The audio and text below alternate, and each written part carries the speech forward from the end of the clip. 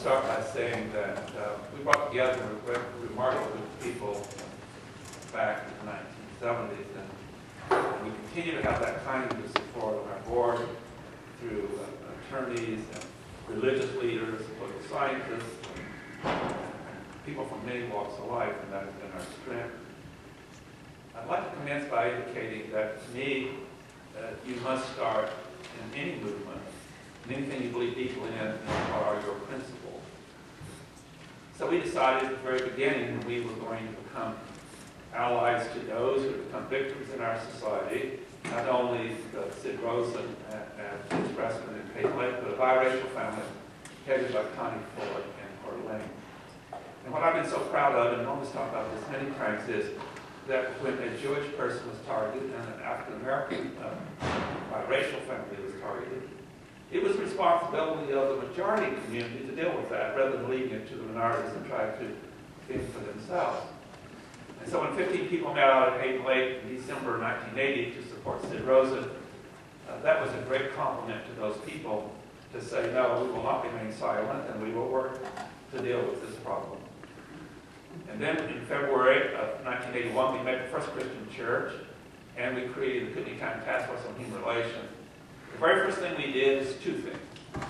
We made it very clear what our commitment was to principles, and secondly, we would follow certain strategies and only those strategies. And that's what we've been doing now for 33 years as of February.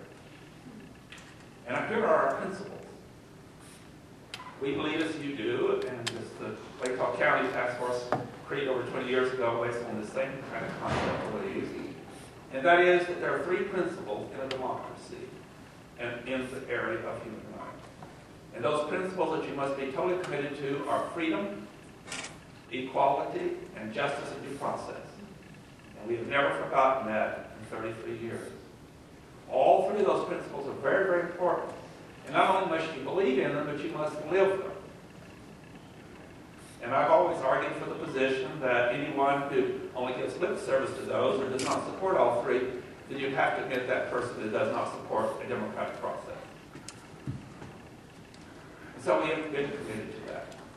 As we work with individuals and communities and groups, we have never, ever forgotten that's what it's all about. And equality means that everyone wants to be treated the same. As Dr. Martin Luther King Jr. said on one occasion that in dealing with equality, he was saying about his own family, his own children, do not judge us on the color of our skin, but the content of our character, which requires not only for people of color, or Jewish people, or people who are gay, or whoever they may be, that they're being treated equally in the society. For those who argue that some people should have certain rights, that they're asking for special rights, that is not true. When you ask to not be discriminated against at the restaurant, or to lose your job, or be thrown out of your apartment, all you're asking for is to be treated like everyone else. And for those who don't want that to happen, they're the ones who are asking for a special right to discriminate. And we must always be clear on that. Not let them have the red hair. And the second thing that we have always done, and some people in civil rights do not agree with us, and that's okay. We made the decision that night in 1981 that we would never remain silent in the face of hate. But we also said that in addition to not remaining silent, we would be in charge of our agenda and we would not be reacting solely to what the hate groups want. And so what we've done for 33 years, when they met, we never appeared where they were at. We never yelled at them, we never confronted them. But we weren't silent when they were marching. We were doing things ourselves. And our most famous thing that we have ever done when Butler marched in 1998 in Coeur d'Alene is the Lemons to Lemonade. And here's how it worked. In January of 1998, he said he wanted a permit to march in July. And the city tried to prevent it. We told them, you're not going to get by with that. The court has said very clearly that everyone has a right to march if they don't engage in violence. You have to be conflict neutral. So we have from January to July, and I had the privilege of coordinating this nationwide campaign. And we asked people that as they marched on that day in July, coming up to that, would you pledge money to us every minute they march? And we'll take that money and do two things. The first thing we will do, you can give it to us, our organization, or you can contribute it to the NAACP or the Northwest Coalition of Political Attachment. We will give it to them. And we also, on that day that they marched, we had this huge rally of 1,000 people at Gonzaga University. We had this huge car caravan. We had a lot of celebrating. That Sunday we had an interfaith service at St. Pius Catholic Church. We raised for that march $34,000. 24,000 went to us, 10,000 went to these other wonderful organizations. What we decided to do on strategy is not to be there for that 27-minute march and yell at him, but to have a victory for the last year. And so we took the 24,000, we divided it into 3 equal parts. And 4 months after the march, we had a press conference that gave this money to teachers for diversity, and thank Richard Butler for raising that money. In 8 months, we had a second press conference. We did the same thing, thank him again. And then at the end of the year, we did the third. See, we got a year's victory for human rights while he marched for 27 minutes. It's like a chess game. And so what I said at the press conference, and I was interviewed around the nation, every reporter would say to me, tell us again his 3 choices. And what I said at the press conference, see, he had no fourth choice. And not just because our organization is brilliant, but you just have to be very shrewd. And I said, here are his choices that I sent to him. 1, he can cancel the march and we'll make no money for diversity, knowing he could do that. Secondly, he could march, and he was getting somewhat elderly. He could run as fast as his legs will take him. We'll make a little money for diversity. Or third, he can walk very slowly, and the clock is running. We make lots of money. We suggest you walk very slowly. He was so angry that he said to a reporter who called me a television reporter and said, there was a law in Idaho, for every $1 they make, I get 50 cents of it. State law. This reporter was laughing. She said, I called the Attorney General of Idaho, and he couldn't quit laughing. And when he finished, I called you and said, you don't give him anything. See, that was a victory for human rights. So I'm not got the time tonight to give you all these different examples of strategies we've had over the years, but I certainly want to make it clear that for 33 years we have worked and worked and not always doing the same thing. Having different events for different reasons. In 2010, some other people that had followed him in the past, they started distributing literature or paper throughout Spokane Valley and all over Idaho. And so we said, what is our move this time? Because the Constitution would not prevent them from throwing it on someone's line. Now, you can stop it if it's mailed to you. And so we decided that we would hold a press conference at the state line between Washington and Idaho, and we invited the mayors of cities and the chiefs of police and the sheriff of Spokane County, the prosecutor of Kootenai County. I had 19 people to speak at that press conference, either mayors or people in law enforcement, condemning the literature.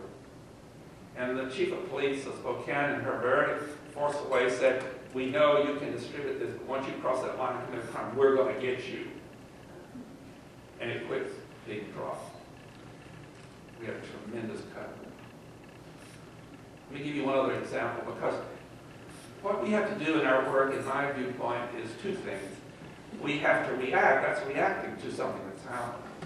And so that's being reactive, but also at the same time we want to be proactive. Now, another example of reactiveness is that in the year 2010, the Westbury Baptist Church from Kansas that goes around the country and celebrates when a soldier is killed and is saying all gay people are going to hell. They decided to march to North College. And while they were there, they did some in Spokane. So we had to decide, how do we deal with it? And some people, which they had a concert like this, they met at North College on the other side of the street, and they had a kind of a confrontation. We decided to do something different. They were going to be there from 8 to 8:30 on a certain morning. And the Human Rights Education Institute is only about 2 blocks from the college. So we created, at 9 o'clock, the media would be there from their 8 to 8:30, and the media would come to us. And we had a unity rally at the center. The entire building was filled. People were outside. I had 19 speakers. And each one spoke about 1 or 2 minutes condemning their their message of, hey, we had a state senator, we had a religious leader, we had messages from every college and university area, and some of the college presidents spoke. We had a veteran to speak, we had a union leader to speak, we had a businessman to speak, we had youth to speak from high school and the college. And they also directed their anger at the gay students on campus. And so we passed the hat, and we raised about $400 for the club that day. And so, Gissel said something very important. He said it's the first time in Coeur d'Alene where he had known that there was a huge rally supporting this particular minority in such a united way. And it was very successful. And then we wound up writing an article in the National Journal about that strategy. I also want to talk for a few minutes about not only those principles and those strategies that I just shared some with you. I want to talk about the actual purposes and functions of our organization. And what I have learned from this process is that you grow and you expand, and you don't stay static. We came into existence as our main purpose was to oppose hate crimes and harassment. And we've continued that for 33 years. And sometimes it was a much greater challenge to others, as Norma's talked about, with all the murders and the bank robberies and the counterfeiting of money and all of that. And we've had a lot of victims over time. And a lot of victims we have we don't know about because they don't want to go public. And our first two was Sid Rose and then the Connie Ford family. In the case of the Connie Ford family, her first marriage was her and her husband were Caucasian, and Scott Wiley was their son. Second marriage, she had 2 children, biracial. And Scott was a senior in high school, and one of the members of the Aryan Nations, the name of Keith Gilbert, started following him around town. And I knew Scott really well and said, if you don't get out of town, I'm going to kill you. We worked with, that's very important thing, we worked with the prosecutor, we worked with the police officers, we've always worked with all law enforcement. And we took him to trial. He was convicted. There's a law in Idaho, not many states have this particular law, it's called verbal assault. And he got the maximum penalty in prison for harassing that young man. We have no tolerance whatsoever for hate crimes. And we're there for the victims. And so that's been a really, really important task. And it came to a head in a very, very special way in 1998 because of this march. And there was such tension. And in this case, Victoria Keene and her son, Jason, were driving past the compound. It's a real long stretch of road. And their car backfired. This was a few days before the march. And the Aryans were thinking, we're going to be invaded. We're so angry at us. 3 guards, security guards, were drunk. They came off the compound in a pickup. And they followed this car and tracked him for 2 miles, shot it 5 times, ran it off the road, abused Mrs. Keene, and told her they'd kill her if she ever told anyone. That had to be done with. And this was not city police, but other police, and they were not seeming too serious about it at that time. And the future sheriff said to me they didn't do the right thing. And they went home devastated. Little old beat car. And a few days later, they called our vice president. She called me, and I talked to Victoria Keene. And I'll never, ever forget what she said. And it's the most important testimony ever given about our organization. She's very poor, and she said, I don't trust institutions. I don't have any good luck. I don't trust attorneys. I only trust one group, and that's Cooney County Task Force. I need your help. My, what a testimony for us. And I, at 4 o'clock in the afternoon, told her, you can sure trust Norm Gissel. We do have an appointment tomorrow morning at 9 o'clock. And I called him and said, this is a smoking gun, they're going down. And Norm took the case, worked with her about 2 months. He called Morris Deeds, he came, and then in 2000, we had a great victory with $6.3 million awarded, and they lost everything, and you see it here. That was our responsibility.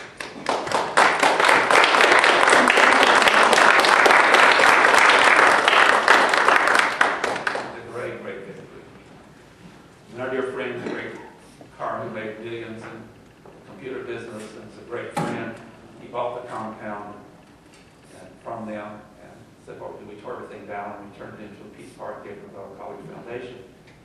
And then he gave $1 million to our Human Rights Center, and he's been a dear friend. He's working in Mozambique, giving them $40 million for every park. So we have these great friends like Horace D. Very powerful. The second thing we have done that is extremely important as we expect, as we have time to do so. It's very clear when people commit hate crimes what's going on, and you're going to have great support of the community against that, as we did have.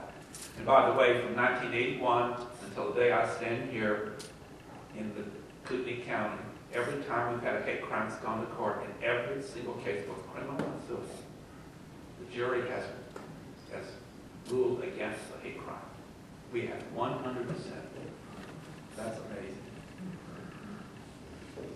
And so then we said we can take on some other things because we are getting these complaints, and very rightly so, that people are being discriminated against in housing, in employment, in public accommodations. And that violates our principle of equality and freedom and life of justice. And so we've worked in recent years very diligently in dealing with helping those individuals who face discrimination. And we work closely with the Idaho Human Rights Commission in some of those cases. There was a case in our county some years ago that a Jewish woman was being very much harassed at work by her supervisor, and she came to me, and we went to the Human Rights Commission, and they came in, and they talked to the owner of the business, and it ended. Otherwise, court, here we go again.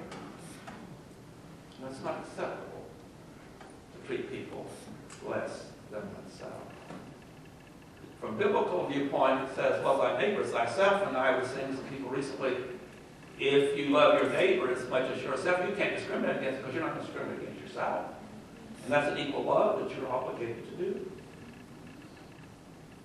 So then we have to take on our greatest and most difficult task we've ever had, other than fighting the hate crimes. But in August of 2012, I went to our board and said, I think it's time for us to deal with an ordinance in Coeur d'Alene dealing with the LGBT community. It will not be easy. Not in Coeur d'Alene. Might be different in New York. And so I talked to the mayor, Sandy Bloom, and she was very supportive, but she said, Tony, could we have a little time? Because we had this big battle going over the park, the McHugh Park. It was dominating, so we said, sure. And we waited until February of 2013, and I sent her the letter on behalf of the board. She gave it to all the council, and we started working. And then the president of the council and the committee we need to go to had some illness with his mother and all that, and we had to slow down a bit. But anyway, we went before, I'll never forget, Tuesday, on the last Tuesday of May, we went before the committee to testify on behalf of this ordinance that had been drafted, and it was very much like the line boys. And we said in our ordinance proposal that if you discriminate in any of those three categories, based on the LGBT community, there is a $1,000 fine and 6 months in jail. What do we hear about in the paper? Oh, that's terrible. Go to jail. They don't do it, you don't go to jail. And so that hearing before the committee last hour and a half, and Kristen Wood, our president, and I gave our presentation of religious leader, gave the other ones a posting. And then the next week on Tuesday, I guess it was Monday, the last Monday of May, and then on Tuesday, the first Tuesday of June, we went before the city council. The committee approved it 2-1. And we knew it was going to be difficult. The place was packed, about 300 people in the chamber. They were all outside. Maybe one of the largest gatherings ever at the city council. And so Christy and I presented again, and Norm presented from a very important viewpoint, the one the council members to hear. And the religious leader that had been on the other side, he gave his presentation. And then it opened up. And for 6 hours, people testified for and against the ordinance. I have never been in a meeting that was that difficult. And I'm not trying to be biased to our people. Every person testified on our side was very dignified, stuck to the issue. And some of the college students were so eloquent. One young man got up and he said, I'm from Chicago. He was from another college. He said, I have 2 mothers and I've had a great life. And one young man got up and testified that he'd been fired from his job because they found out he was A woman got up and testified that she was really a great woman and she had to leave this area because of prejudice. And she went to Colorado and worked for the city and got millions of dollars in grants. But she was retired and she wanted to be home and welcome. And one of the assistant prosecutors, who was a former student of mine, and he's had a partner for 5 years, and he got up, he has such wonderful testimony. He said, you know, my partner and I, we're just like the heterosexual couple. We argue who takes the dog to the vet, who's going to take out the garbage, and we're very normal. And then the other side spoke. I'll never forget what one minister got up and said. And by the way, I'm a religious person, and there's been great movements by religious organizations and religious leaders. Don't forget Dr. King was a Baptist minister. So was Jose Williams. So was Jesse Jackson. And one of the father of the Episcopal Church gave an eloquent presentation for us. Then one missionary said, he looked at the college students, he looked at the council, and he said, this is just an example of what happened that night in our struggle for equality. And he looked at the students, looked at the council, and said, I promise you, if you pass this ordinance in 3 months, those kids, those young people will be having sex with animals. That was an example of the whole evening. And one religious leader told the president of the city council, Mike Kennedy, who's devout Catholic, you're going to burn in hell. That is the toughest night we've ever had. Because we had some very strong opposition. See, when Butler would come to one of our meetings, everybody rallied around us. The late Father Bill Lawson said to me before he died after we'd won his victory, he said, well, life's going to be more difficult for you now. You take on other challenges. But it's the right thing to do. And as I was one of the spokespersons, then it started in the paper with my turn article, letters to editor. I was called all kinds of names. In fact, recently on a blog, the reporter told me, and I didn't see it, he said, that Stewart is Stalinist. I kind of thought the communists were kind of in trouble right now. But see, that's the kind of thing you have to be willing to do. So one other thing on this, I took the college students to dinner the night before, and a couple of other lawyers and other people.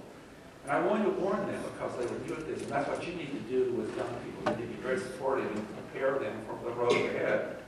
And I said to them, tomorrow night, I want to tell you what's going to happen. The other side's going to get up, and some of them are going to say the following thing. They're going to say, I am not homophobic, and I love all of you, but you have a right to throw you out of your apartment. And they got kind of laughing. I said, that's the most unusual form of love. And I said, well, the kind I know. But that prepared them for that meeting. And so, you know, it sometimes is rough, and I want to praise Ken and Task Force Share and all about your ordinance that was passed in Moscow. We now have 7 cities, Sandpoint, Coeur d'Alene, Moscow, Boise, Ketchum, Pocatello, and Idaho Falls. 25% of people now are living in cities where they cannot be discriminated against, even though the legislature won't do it. They will someday. You know, the battle is being won for all people. And civil rights is very, very, and human rights is very important. It's a great struggle. And at a luncheon prior to this, a minister on the side told me, he said, Tony, there's 2 problems with what you people are doing. One is you're denying us our religion. I said, excuse me? We wrote in the ordinance that in your own church, for example, you're exempt. You can hire who you want to, your secretary, your jack, whatever. We respect your right in your church. But when you leave that establishment and you own a business, you can't use your religion to deny other people their rights in this country. That's not denying your religion. Then he said to me, we are causing another controversy. We have so many of them. I said, we sure are. I said, tell me one time that civil rights was not controversial. Don't forget what happened to Dr. King in the South. Don't forget what happened to the children of the church was bombed. Don't forget what happened to Major Evers. We were lucky to have less happen to us than them. I said, it will be controversial, but we will never make progress. We wait till it's not controversial. So we shall go forward. You want to show compassion, you want to be polite, but you have to be firm. And the third thing that we did a long time ago, and then we've got another organization, we also dealt with education. And I have said over and over in my presentation that the #1 way to end discrimination is in education. And a lot of wonderful parents do it at home, and you can see them get to doing things fine, but there are parents that aren't.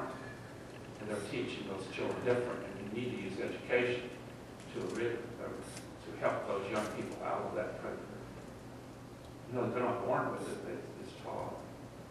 And so, starting back the same year that Martin Luther King holiday was established, we started working our organization with the Post Falls and Coeur d'Alene school districts, and every January we'd start working in the fall, and we'd also bring someone in for a week to be in the schools. Today we have in those 2 school districts 15 elementary schools, and we work with 5th graders. We've been doing it now for 29 years.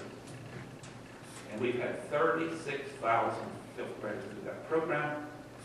And the first ones are now in their late 30s, and they have kids in the program. And when I taught them at college, this is such a humorous thing. They would come up to me after class, and after we got from the 5th grade up to college, and say, "Tony, don't you remember when I was on stage in that program?" I thought, "I'll never forget it."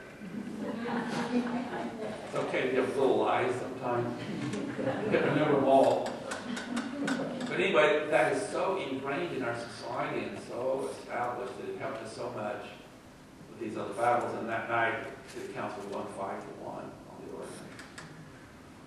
And then recently, the city council voted to oppose HB 426 and 427 that was trying to change our ordinances by saying that it would kill the ordinance to say, well, in employment and in housing and in public accommodations, you can discriminate based on your religion. Well, they're never going to say that. They want to discriminate. And they voted 5-1 to oppose the bill. And we worked on it. It's been successful. They're dead this session. By the way, your representative, I was with her last Saturday, Shirley Ringo, and she had a brilliant movement came on the floor to say, I want to add an amendment that if you pass this, you have to put a sign in it who you're discriminating against. I told her that was a brilliant movement. He went right back to the video and died. Thank Shirley when she's home. The other thing I want to mention, because we do want to leave time for questions, is that we decided, and Mary Lou Reed at the time had the great idea. She said, "Tony, we need a second organization because you are involved with these other 2 things. We're going to create a sister organization deal with education." So in 1998, we created a Human Rights Education Institute in Coeur d'Alene, and they have a staff there with building. And we've turned over most of our education functions to them, except we do all that kids program. We've got ownership after 29 years.